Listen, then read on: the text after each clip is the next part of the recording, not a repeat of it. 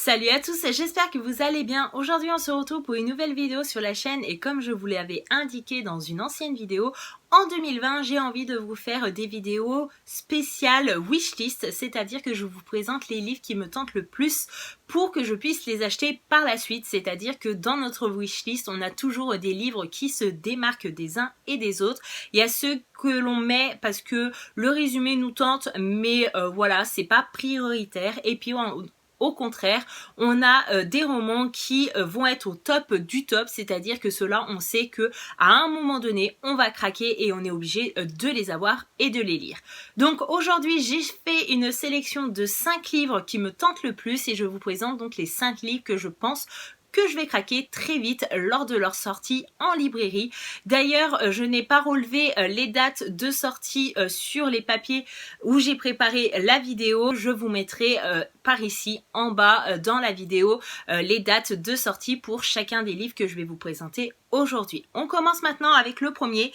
Il s'agit de Wilder Girls de Rory Power, publié aux éditions Robert Laffont dans la collection R. Ici, on va se trouver 18 mois après sur une île où se trouve un pensionnat spécialisé pour les jeunes filles.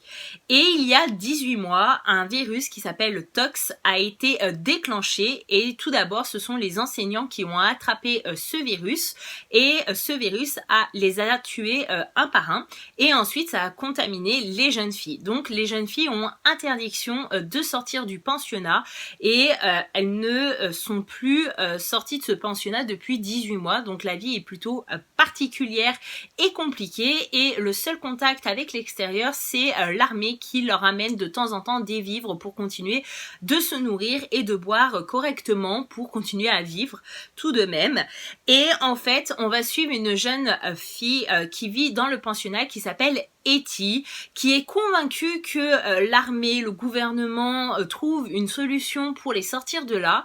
Un jour, elle va être amenée à aller récolter des choses, je sais plus où, avec sa meilleure amie et d'un coup, sa meilleure amie va disparaître et là, tout va basculer puisque Etty va comprendre qu'il se passe pas mal de choses derrière tout ça et que finalement, le gouvernement est assez malsain, je suppose, donc j'ai hâte de connaître le fin mot de cette histoire. On reste avec les éditions Robert Laffont dans la collection R avec Positive de Carmine Garrett. Ici on va suivre une jeune adolescente qui a environ 17-18 ans qui s'appelle Simone, qui est au lycée et elle est née zéro positive. Donc toute sa vie, elle a été malade, mais elle a vécu sa vie normalement puisqu'elle a eu un suivi médical assez conséquent et assez présent, donc du coup elle a vécu sa vie comme tous les enfants malgré sa maladie et les conséquences de sa maladie bien sûr, sauf que comme toute jeune femme, elle va commencer à vouloir se construire, à avoir un copain et va avoir envie d'avoir des relations sexuelles, sauf qu'avec sa maladie, vous imaginez bien que ça va être un petit peu compliqué, qu'elle ne peut pas faire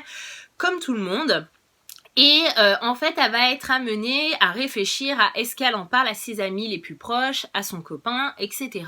Et en fait, sa maladie va la rattraper très vite puisque un jour, elle va arriver au lycée, elle va ouvrir son casier et là, elle va avoir un mot qui lui indique que cette personne-là sait tout sur sa maladie et qu'elle va bientôt tout balancer au lycée. Du coup, tous ses camarades de lycée seront au courant de sa maladie. Donc voilà, c'est un petit peu dans la lignée du harcèlement scolaire, de la rumeur et compagnie, et vous savez que j'aime beaucoup ce genre d'histoire, donc j'ai hâte de découvrir ce bouquin. On reste dans la même lignée avec La rumeur de Leslie Cara, publié aux éditions Les Escales. Alors là j'ai un petit doute, peut-être que vous allez pouvoir m'éclairer, mais je crois que c'est un bouquin qui est sorti il y a déjà quelques temps et je pense que les éditions Les Escales ont racheté les droits d'auteur et vont le republier à nouveau. Peut-être que je me trompe. Mais en gros ici on va suivre une jeune adolescente pareil qui s'appelle Johanna qui va arriver dans un nouvel établissement scolaire et elle va vouloir vite se faire intégrer et devenir populaire et pour le coup, elle va lancer une rumeur qui dit que en fait à l'époque dans les années 60, une jeune fille qui avait 10 ans qui s'appelait Sally avait tué et poignardé un petit garçon de 3 ans. Et en fait, elle va faire croire à tout le monde que cette jeune femme maintenant qui a grandi est venue habiter dans la ville dans laquelle elle est scolarisée avec tous les autres. Et du coup, on va dire que tout le monde va commencer à paniquer parce que elle a dit que elle était est revenu habiter ici sous une autre identité, donc tous les gens n'ont pas envie d'avoir cette femme-là à leur côté et de lui tomber entre les bras, puisque pour eux, c'est une femme dangereuse, donc du coup ils veulent éviter tout contact avec cette femme. Alors est-ce que c'est vrai? Est-ce que ce n'est pas vrai? Est-ce que Johanna va s'en mêler dans ses mensonges, dans ses rumeurs? J'ai hâte de découvrir cette histoire. Ensuite, j'aimerais également acheter Mon nom est zéro de Luigi Ballerini, publié aux éditions Amatera. C'est un livre qui est déjà sorti, puisqu'en fait je l'ai repéré en librairie, donc voilà, je le sais, mais je n'ai toujours pas craqué. En gros, ici on va suivre un personnage, je ne sais pas si c'est une fille ou un garçon, qui a 14 ans et qui s'appelle Zéro. Zéro vit du coup dans un appartement hyper technologique. Il y a plein de choses connectées et en gros il est confiné, c'est-à-dire qu'il n'a pas le droit de sortir. Je dis il, c'est peut-être elle, mais le masculin l'emporte quoi qu'il arrive. Du coup, en fait, il va avoir des entraînements physiques super intenses, on va le former au niveau de l'informatique, etc.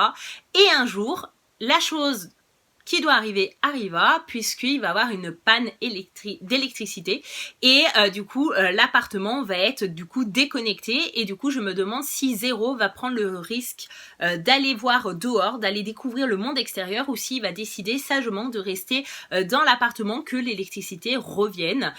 Personnellement, j'ai une petite idée, j'espère que ça sera ça et que je ne serai pas déçue, mais en tout cas ma curiosité est piquée. Et pour finir cette vidéo, je vous propose de découvrir Et pour le pire de Amanda Proofs, publié aux éditions Stéphane Marsan. Lui aussi il est déjà sorti, ça c'est sûr, et c'est un bouquin que j'ai envie de découvrir. C'est pas un bouquin bien joyeux, c'est assez poignant comme thématique, puisqu'on va suivre Catherine, qui est une mère épanouie, qui est super contente, voilà, tout se passe bien. Et puis au fur et à mesure des années qui passent, et ben on va apprendre qu'elle a tué son mari, et derrière ce meurtre, en fait, on va comprendre que il y a des années et des années de silence et de souffrance, puisque en fait Catherine a été victime de violences conjugales de la part de son mari pendant des années et des années. C'est allé très très loin, et jusqu'au jour où elle a pété un câble et qu'elle a voulu le tuer pour retrouver sa liberté. Voilà, donc c'est un roman poignant sur les violences conjugales et sur la reconstruction de soi, que j'avais envie de découvrir et de vous présenter aujourd'hui en vidéo. Donc j'espère pouvoir l'acheter très bientôt et de le lire aussi. Et voilà, cette vidéo est enfin terminée, j'espère que ça vous aura plu. N'hésitez pas à me dire en commentaire si les 5 bouquins que je vous ai présentés aujourd'hui vous tentent ou non. N'hésitez pas à me dire aussi si ce genre de vidéo vous plaît ou non, pour savoir si je dois en refaire durant l'année 2020. En tout cas, je serai ravie d'échanger avec vous en commentaire. Je vous fais de gros bisous, à bientôt dans une prochaine vidéo. Bye bye!